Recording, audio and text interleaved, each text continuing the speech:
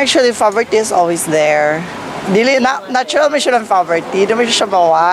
Ay kasi bisig naka-help kasi mong parents, di mo po ka rich. You're still gone, but nalagyan po ka nga makakaon ka 3 times a day.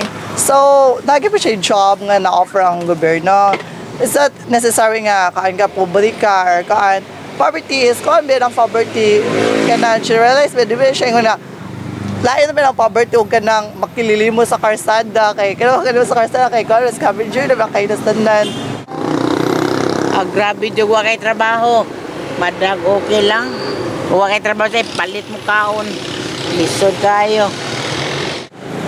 Grabe kay pobre. Ang mga dato, ayahay, kaya patoya mga dato, ang pobre, patoya sa pobre. Mora. Tara, nag-ilait sa kalisod. Nga tong kita, igros kaon. Usay kuwak.